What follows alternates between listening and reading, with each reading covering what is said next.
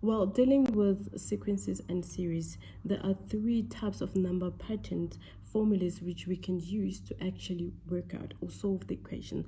The first one that we learn is the arithmetics, also known as the linear. I'm sure you have seen a linear equation or have solved a linear equation from your grade 9, 10, and 11. But for today, I am going to introduce this new formula here that most of you guys has not seen. Don't worry about it, do not panic. I'm going to go through the formula with you and I'm going to explain what each and every single term means in a minute. But before I do that, my emphasis is actually here. Where there's the n minus 1, there is a bracket between the n minus 1 and actually the d. There is a reason why I put the bracket there, is because I do not want it to actually confuse you guys. Sometimes you might get tempted that you might not have the bracket there, and then the d value might actually be negative, and you will be tempted to actually subtract the value, which will be wrong and it will affect your final answer. Or even if the d value is actually a positive value, you might actually be tempted to add the values, which will actually make your answer wrong, right? So the next number pattern formulas that we have learned is actually the quadratic, which I will make a video for the quadratic, and we're going to solve that in the future.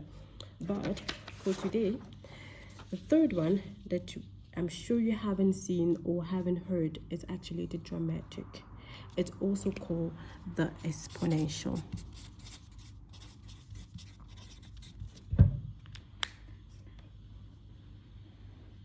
So today we're going to go through the geometric and also the exponential, which is also called the exponential, and I'm going to explain how it works, and I'm going to explain what each and every single term means, and I'm going to explain how the geometric formulas actually doubles itself up, like its values varies or grows exponentially at a certain speed and rate, right? But coming back to the arithmetics, what makes the arithmetic special is the fact that it has a constant difference, right? It has a constant difference. When we're going to learn about the quadratic sequence, you will actually discover that with the quadratic sequence, it has a constant second difference. So meaning it has a constant second difference, not a constant difference. When I'm talking about the constant difference, meaning I'm talking about the first difference, it's already constant. Rather with the quadratic, it is the second difference that becomes constant. So when you're given number patterns with the quadratic, you will actually notice that on the first values, they will still not have a constant, but as you go through the third, like the second sequence, that's when you discover that it's actually constant on the second difference, right? But for today, let's just focus on the arithmetic part, which I'm trying to say that the arithmetics actually has the constant difference, which means the constant first difference, right? So let me explain what does each and every single term right here means.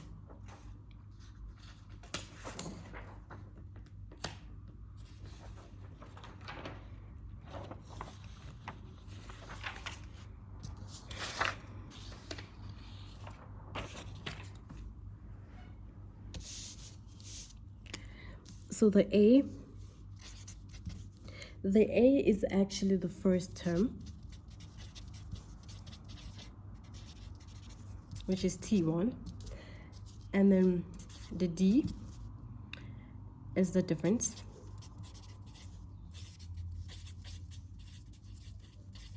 that I was talking about, that it will be constant on the first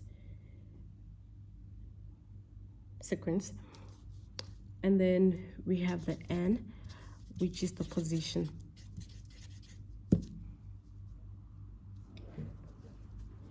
This whole thing will actually make more sense as we go through like an example, and I'm trying to explain what is the first term and what is the difference, and then what is opposition. So we have learned that A is the first term, D is a difference, it's a constant difference, and then N is the position. So let's take an example and I will actually explain how each and every single term works.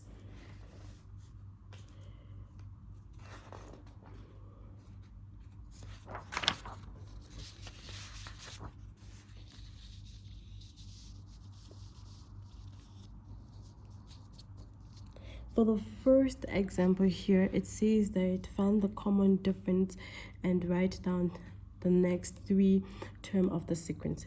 So when I was talking about the constant difference,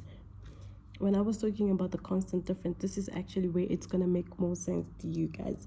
Because when you see between 2 and 6, there is a 4. And then when you come between 6 and 10, there is a 4. And then between 10 and 14, there is a 4. Between 14 and 18, there is a 4. And then between 18 and 22, there is a 4. This is actually the constant difference that I was talking about in the first sequence, rather than in the quadratic. That's when we discussed that the sequence becomes only constant in the second difference, right? So since it says find the next three terms, so we're going to take a calculator, and then we know that if this is 22, then we just have to say 22 plus a 4, which is a 26. So meaning the next term is actually 26. And then the next term is 30. And then the next term is 34. So these are the three next terms. Right. So we're going to do more of that just to make sure that you guys understand. I'm going to take more examples of that. Okay, we have this here, which we have a -1, a -4, a -7, a -10, and a -13. And we have been asked to actually find the next three terms and actually also identify the constant difference, right? So for me to get a difference, then I have a -4 minus bracket -1. Then I see that the difference between this is a -3. I have a -7 minus a -4. Then I see that the difference between this is a -3. Then this is a -3. This is a -3. Right, which actually takes me back here, on this formula when I spoke about putting on the bracket between n -1 and the difference, when I emphasize the fact that you should actually have a bracket between these two terms, because d might actually be a negative value. Because for instance, let's say in the sequence here, for instance, in the sequence here, your difference is actually a -3. If I didn't have a bracket, I could actually make a mistake and just put on a -3 here and ended up getting a -4, which is actually wrong. The -3 should be able to multiply with the n and also multiply with the -1. This is actually one thing that I'm trying to emphasize, and it's actually the common mistake that students do make during the exam. And then yeah, but we're going to go through more examples and more type of questions that you actually going to see in your class test or in your exams, or yeah. So that's what we're going to do next. And this is the example that I have right here. Okay, so it says that a single square is made from a 4 matchstick. To make 2 squares in a row, takes 7 matchsticks, while 3 squares in a row takes 10 matchsticks. Okay, when we look at it here, so we know that it says that a single square is made from a 4 matchstick. Okay, so a single square, so this is a square, here's a square that we have here. So we know that a single square is made from 4 matchsticks, which is 1, 2, 3, 4. Okay, and then it says to make 2 squares in a row takes 7 matchsticks. Okay, 4, 5, 6, 7. Okay, which makes sense. And then, well, 3 squares in a row takes 10 matchsticks. Okay, 7, 8, 9, 10. Okay, that is correct. Okay, so what's next? The next question, they're asking us to actually write down the first 4 terms of the sequence. Okay, let's write down the first 4 terms of the sequence.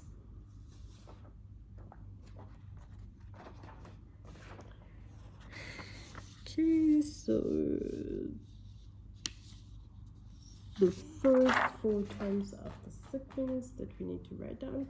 Okay, I'm just gonna bring this here. Hopefully it's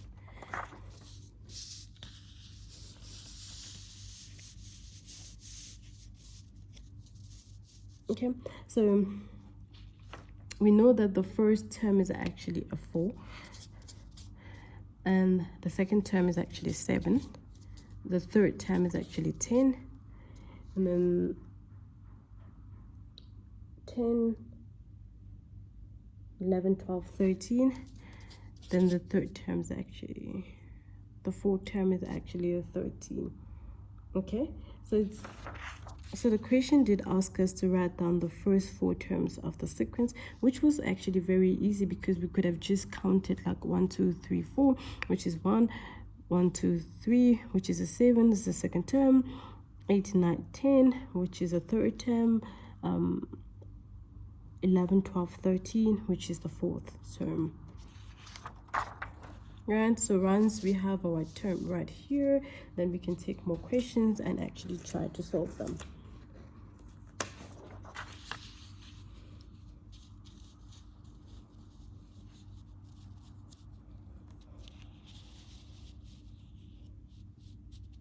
So the second question is asking us, what is the common difference? Okay, what is the common difference? So from what we have learned here, we know that A is the first term, D is the difference, and then N is the position, right? So I'll change that, and then we have this for us to find the common difference. So it's actually 7 minus a 4, which is a 3, and then we have a 10 minus a 7, which is a 3, and then we have a 13 minus a 10, which is actually a 3. So we discovered that the constant difference is actually a 3. Okay, what do we have? Let me just write it down properly for you guys to see. So we know that our A, which is the first term, it's actually a 4, and then we know that our D is actually a 3, and then we know that our nth is a position, right? But the question is saying, what is the common difference? We solve that. The common difference is actually 3. And then it says, determine the formula for the general term. Here, for the third question, determine the formula for the general term. So we're determining the formula. So in order for us to determine the formula, we know that the formula that we had from the get-go, so we have this. So all we have to do is we just have to put in the values into this and just make the general formula. So do not worry that your general formula might actually have an n, which is not a problem. Having an n is not a problem. We have not been like we have not been asked to solve an n. Once you have been asked to solve an n, the n will disappear on itself from the formula, but right now, since it's a general formula, it will have the nth. Then I have Tn is equal to a plus n minus 1 bracket d, right? So for me to write it, then I'm gonna have Tn is equal to my a is 4 plus my n minus 1, and then my d is 3. So I got that, and then multiplying it throughout, then I get 4 plus 3n minus 3, and then this is Tn. So Tn is equal to 3n plus a 1. So this is my general formula for this question.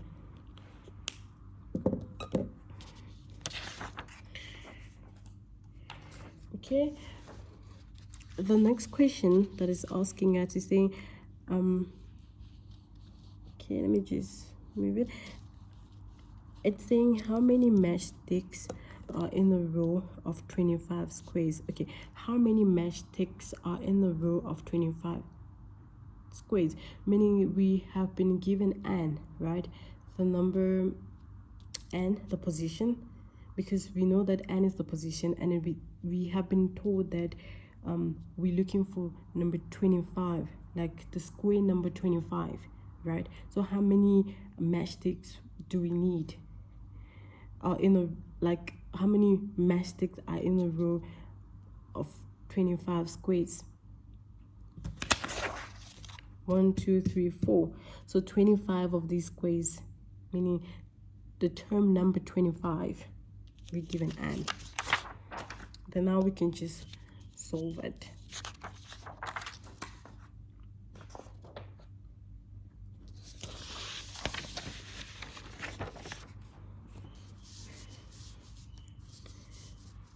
Knowing that we are given n is equal to 25, and we also have our formula that says Tn is equal to a plus n minus 1 d. We know what was our a. Our a was a 4, and then we're finding T25, meaning this is going to be 25 minus 1, and we know that our d was 3. All we have to do is just punch it into the calculator and we find the answer. So it's going to be 4 plus 25 minus 1 times 3, which gives us 76. So T25 is equal to 76.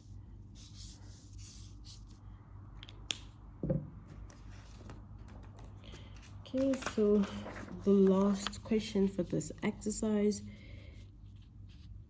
it's saying that if there are 109 matchsticks, calculate the number of squares in the row.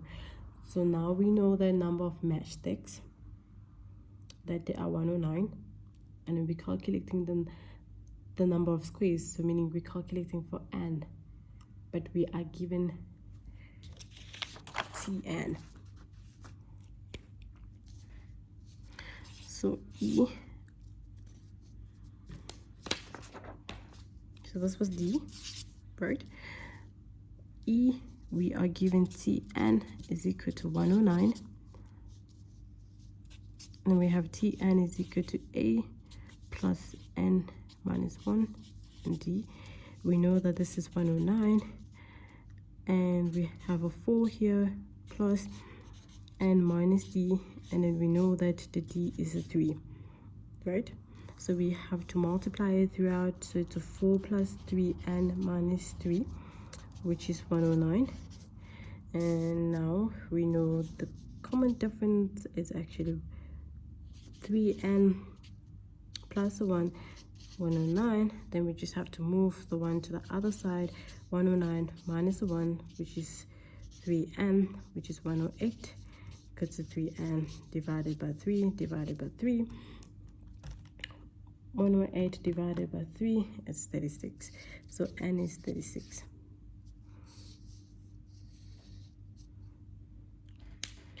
So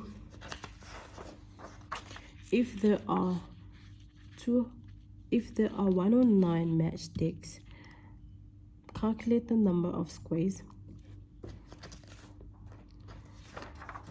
If these matchsticks are actually 109, we need to calculate the number of squares.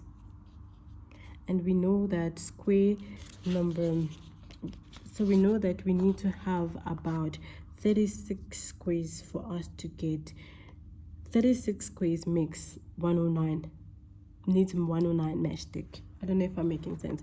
36 squares needs 109 matchstick. In order for us to make 36 square, we need about 109 matchsticks to be combined together. Okay.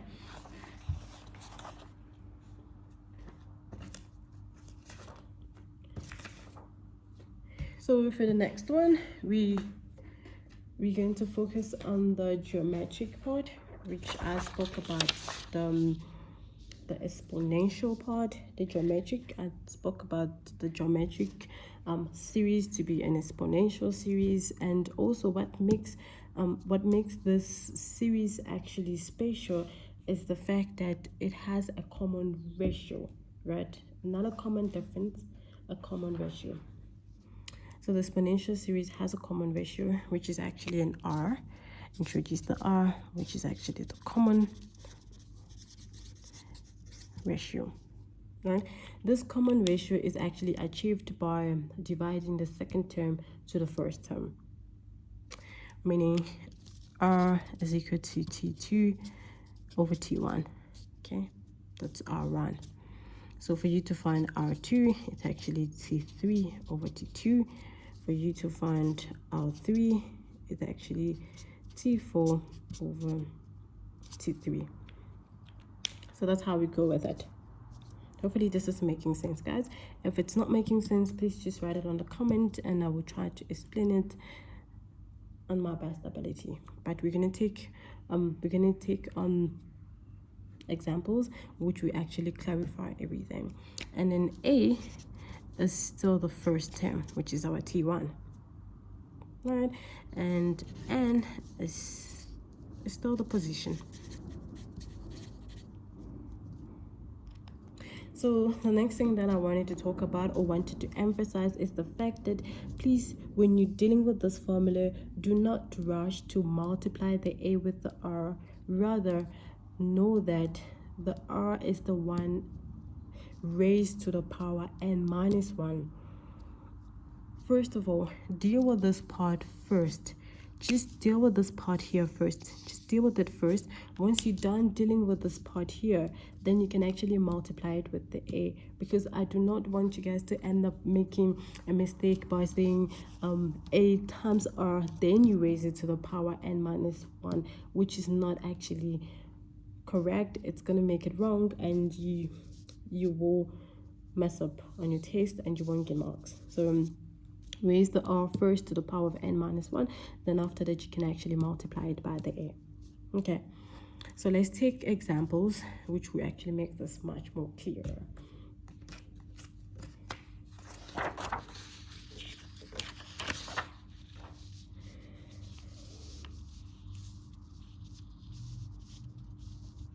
So the example that we have here, it says determine the general formula for the nth term of each of the following. Okay, we need to determine the general formula of the nth term. I think I have another. Okay, before we get to that, I wanted to introduce this first. Okay, I wanted to introduce this first before we get to that.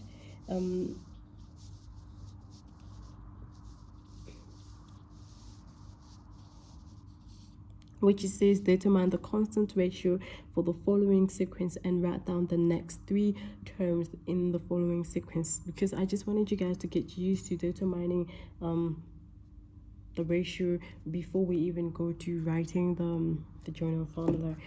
So there is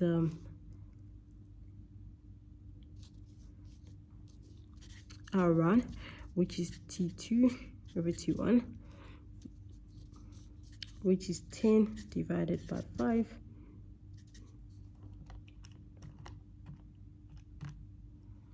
which is a 2, and then R2, it's a T3 divided by T2, which is 20 divided by 10, which is a 2. So there is 2 here, there is a 2 there.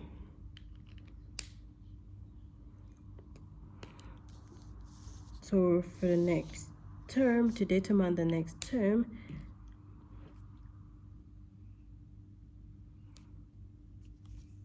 so if each and every day, then the next term will be a 30.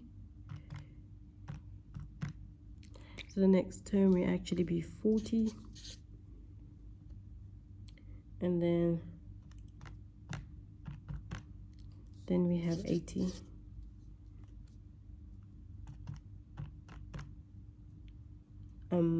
Then we have 160.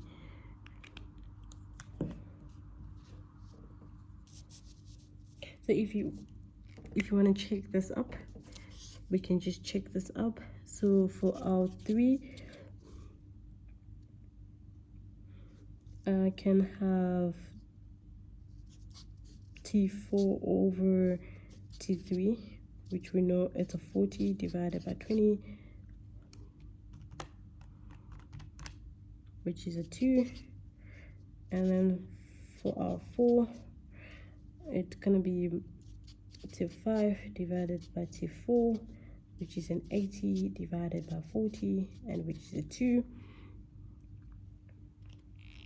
And we know that the next terms that we use are actually correct. Okay.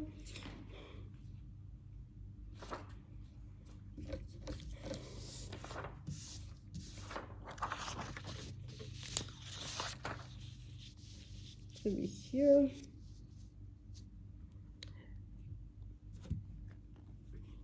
We have to determine the constant.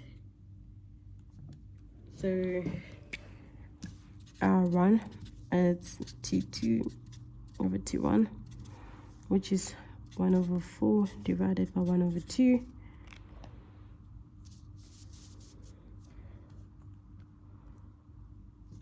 When we put on the calculator, we have 1 over 4 divided by 1 over 2, which the answer is a half. And R2 is equal to 3 divided by T2, which is 1 over 8 divided by 1 over 4. And then we have 1 over 8 divided by 1 over 4, which is a half.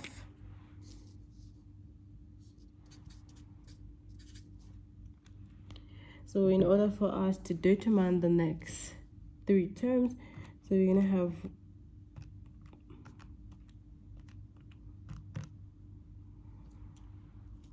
so the next 3 terms we have is 116,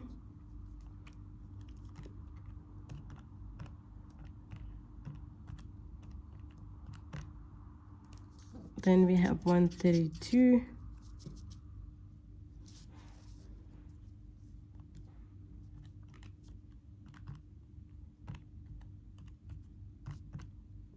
then we have, all right here, 164. Okay, that's it. So this is how you find the ratio. I hope it has been easy, and I hope I did manage to explain it proper so that you guys understand it better. Okay, and for the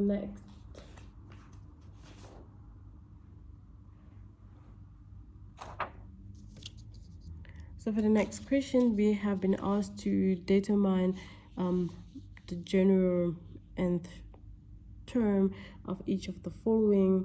Okay, we're finding the general nth term, so meaning we're just determining the general formula, right? We're determining the general formula, and we already know from the two previous, we already know the differences in each. For the first one, we know that we have d to be 2. Okay, so I will just write the formula down, and we're going to determine that, and that's where we're going to end the video. Okay, so here's the formula right there. Right here, and then we have the number pattern number 1, which says 5, 10, 20. We stop there, and then we know the difference is actually 2 on each, right? So we have our a, which is a 5. We have our difference, which is the ratio, right? We know the ratio is actually 2. And then we need to find the general formula, and our general formula is says to be Tn is equal to AR power n minus 1. So we have a 5, 2, and minus 1, right? And that's it. So that's Tn.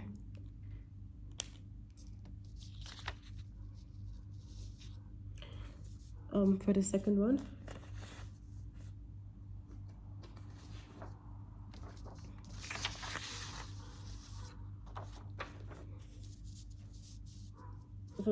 is right here, so I will just solve it from here. From this side is better.